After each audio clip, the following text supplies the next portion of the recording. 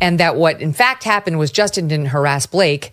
Blake was interested in wresting control of this movie away from Justin, who was the director and the producer. She was just an actress in it, and used threats and coercion and bullying to do it. And to the point where this guy was in the basement at his own movie's premiere. My favorite part of what I've read of this suit so far is that Blake Lively did not even read the book that the movie was based on. Correct. And we're not talking War and Peace. This is a book that's probably written at a second grade reading level. Yeah. Hollywood, my friends, where a movie adaptation of a beloved novel can transform from heartfelt promise to a full-fledged courtroom carnival faster than you can say, Academy Award nomination. Today's main attraction, Blake Lively, rumored to be staring down a potential 5-year prison sentence because apparently, when good old-fashioned lawsuits aren't dramatic enough, you throw in the threat of jail time. So grab your popcorn, organic, hand-popped by a personal assistant, obviously, because this fiasco has more plot twists than the film everyone keeps forgetting they actually set out to make. Let's rewind to what feels like a century ago. Back when fans rejoiced at the announcement that It Ends With Us, a best-selling novel known for its raw emotional depth, was heading to the big screen. At first, everything seemed just right. Justin Baldoni, revered for heartfelt storytelling, was at the helm. Blake Lively, adored for her comedic timing and ability to bring soulful complexity to a role, stepped into the spotlight as the leading lady.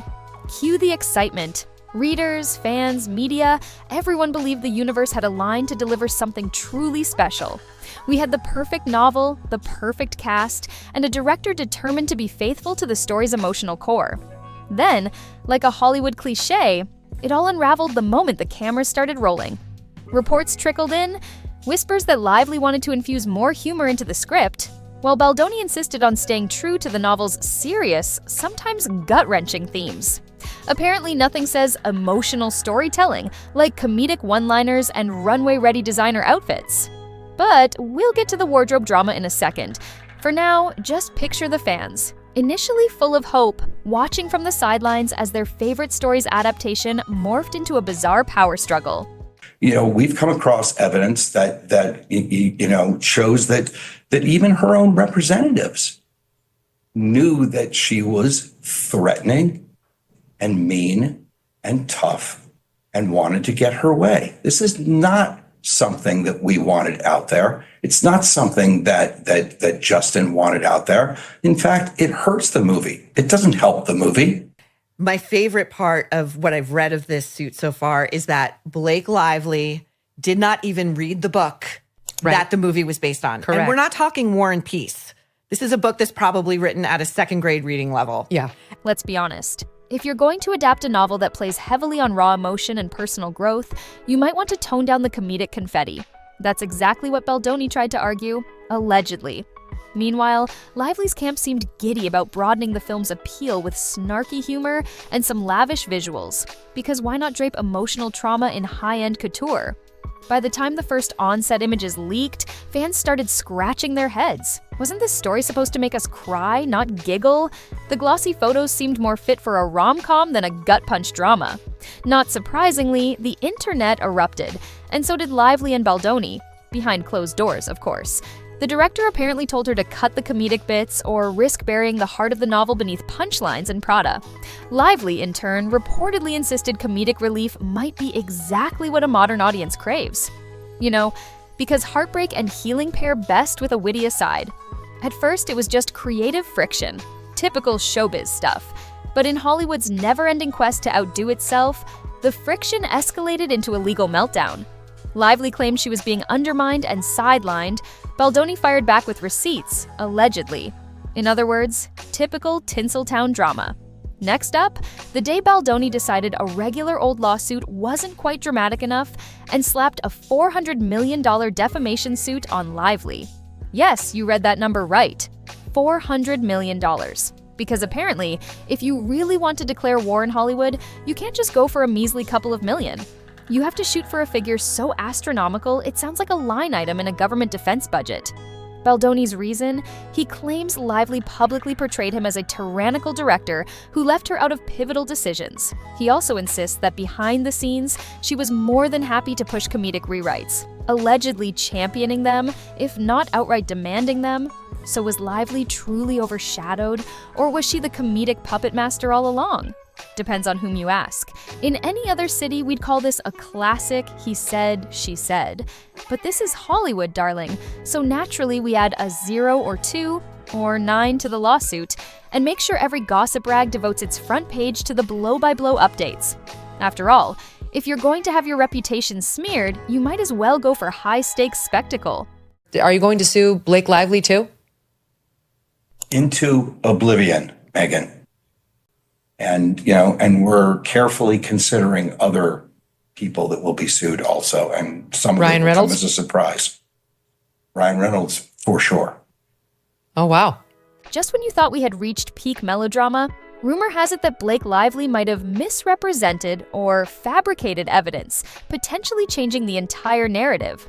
Some hush-hush sources say there are text messages, meeting transcripts, maybe even recorded videos that directly contradict Lively's sworn statements about how much comedic fluff she did or did not endorse. Now, typical Hollywood lawsuits revolve around money, bragging rights, and possibly an inflated sense of self-importance. But the moment you toss the possibility of prison time into the mix, things go from spicy to absolutely scorching. Could Lively, the actress famously known for delivering witty lines and impeccable outfits, actually face a 5-year prison sentence for perjury? Or something close to it? In a place like Hollywood, where NDAs, script leaks, and hush-hush settlements are the norm, some folks suspect this entire Blake Lively might go to prison talk is a big fat scare tactic. Settle with us, or we might just have to hand these damning receipts to the authorities, they whisper. Honestly, who wouldn't be rattled by the mention of prison? This isn't losing a role or paying a fine. This is potential jail time. And yet, the rumor mill keeps churning, spitting out these secret evidence stories faster than a Kardashian can produce a new season. It's enough to make you wonder if these hush-hush leaks are designed to push Lively into a corner, because nothing says negotiation strategy like threatening your co-star with orange jumpsuits. Even if you ignore the monstrous lawsuit and possible prison scenario, there's still the matter of Lively's alleged 180-degree turn on styling. Early script notes and behind-the-scenes gossip suggest she was thrilled about injecting some fashion flair into It Ends With Us. Think designer gowns, statement shoes, and camera angles that highlight every piece of couture. But apparently, once fans and critics started grumbling that these looks stomped all over the novel's emotional grit, Lively had to do some backpedaling. Fast. That's when the meltdown fully blossomed, according to Baldoni's camp. They claim Lively was front and center, picking out comedic beats and bold outfits, only to later claim she was coerced into them. So was she overshadowed by comedic fluff and couture, or was she the very one who requested a matching comedic soundtrack and a runway-ready color palette? Hollywood watchers are divided. Some say she merely went with the creative flow in early stages, then realized it was veering off course. Others suggest that once the negative press rolled in, she changed her tune faster than you could say Louis Vuitton. No matter which version you buy, you have to admit, it's delightfully absurd. A novel about deep emotional wounds is overshadowed by debates about comedic timing and Gucci belts. Honestly, if that isn't peak Hollywood, I don't know what is. I'm a man, and this is a story that is told through the lens of a woman. And especially when it relates to intimacy scenes and to scenes where there is a mix of intimacy and violence, I wanted to make sure that those scenes had a female gaze. As much as I can try to see the world as a woman, I never will be able to. And what's a Hollywood scandal without roping in another A-lister? Enter Ryan Reynolds, rumored to have contributed comedic lines or cameo ideas. Because when you're married to Deadpool himself, it's only logical to harness that comedic gold for your film, especially if you're wrestling with the question of how to keep viewers from drowning in tears. But as soon as fans of the novel started balking at the comedic direction, it seems that cameo talk dried up. Suddenly, it became convenient to pretend Reynolds' comedic insights didn't exist, or that Lively was never really on board with them. Some insiders say she tried to distance herself from those comedic influences, forgetting that in the digital age, private suggestions can reappear as Exhibit A or B or C in a lawsuit. Of course, none of this is confirmed. Maybe Reynolds never got involved. Maybe he did. But here's the kicker. The cameo rumors highlight the classic Hollywood chain reaction. 1 minute, everyone's brainstorming fun ways to liven up a serious story. The next, the public hates the shift, so the star's best move is to disclaim all responsibility, or risk being labeled the comedic villain who ruined a precious novel. Meanwhile, the director has actual receipts, so guess who's left scrambling? Now we get to the real heartbreak. Talk of perjury. Typically, defamation lawsuits are about damaged reputations and big checks changing hands. Criminal charges? That's a different animal. For Lively to serve time, there'd need to be undeniable proof she lied under oath or falsified something in an official capacity. Yet the rumor alone is enough to send tabloids into a frenzy. Fans find themselves thinking, Blake Lively? Prison? This must be a joke. Except it's not entirely a joke if rumors of contradictory evidence keep surfacing. Legal experts note that perjury statutes in certain jurisdictions carry penalties up to 5 years. Is that the maximum theoretical sentence or the actual punishment she might face? No one knows. Our crystal ball is on the fritz. But that hasn't stopped the headlines from screaming, 5 years, 5 years, at every possible turn. Some believe Baldoni's team is blowing this up to gain leverage. Others think Lively might indeed have bent the truth once too often, and now she's in hot water. Either way, Blake Lively might go to prison is such a deliciously scandalous headline that it's overshadowing the entire movie. The real tragedy here might be for fans who actually wanted to see It Ends With Us on screen, without an accompanying side dish of legal mania.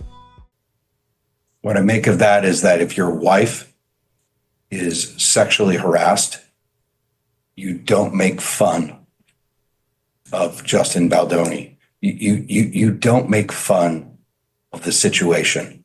You take it very seriously. You file HR complaints.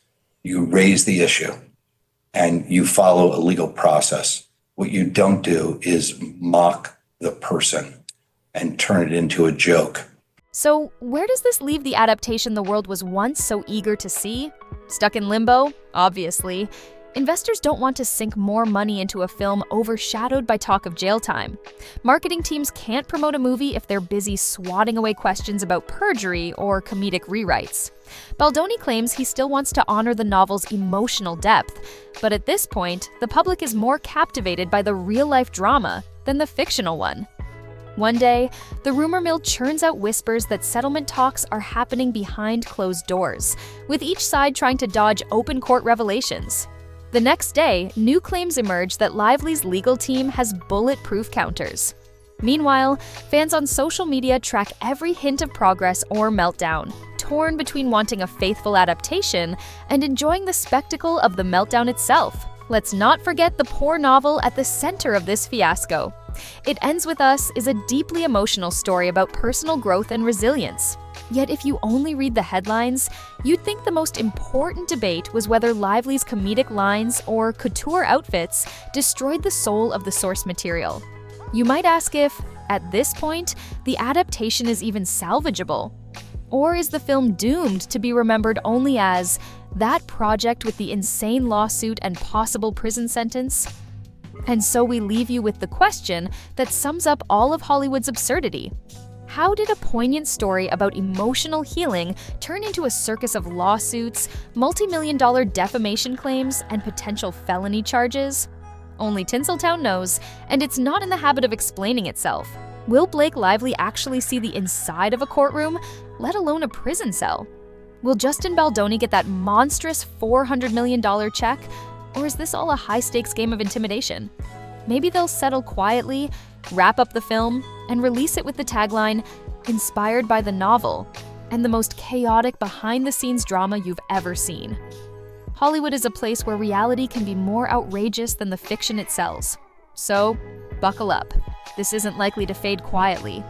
In the weeks or months ahead, you might see leaked transcripts, cryptic Instagram posts, or even half-baked apologies that manage to say nothing at all. The only certainty is that we'll keep gawking at this debacle, enthralled by a spectacle no screenwriter could have dreamed up better, and all while It Ends With Us collects dust on some studio shelf. In the end, maybe we'll get the adaptation we deserve, or maybe we'll get a cautionary tale about an industry that can take a beloved story and twist it into a comedic tragedy of epic proportions. Either way, Hollywood will keep on spinning its drama. Because let's face it, that's what it does best. so stay tuned. If you thought 5 years in prison sounded bad, just wait until the next plot twist. In Tinseltown, there's always room for one more, and it usually arrives wearing designer heels. Because in the City of Angels, even your biggest dreams can turn into nightmares of lawsuits and possible felonies, complete with front-page headlines, flashy lawyers, and a star-studded supporting cast. And honestly, isn't that exactly why we can't stop watching? All right, show's over. Hungry for more twists? You know where to find us. Keep that popcorn hot. We'll handle the drama. Want to catch the next showdown in real time? Hit subscribe and buckle up.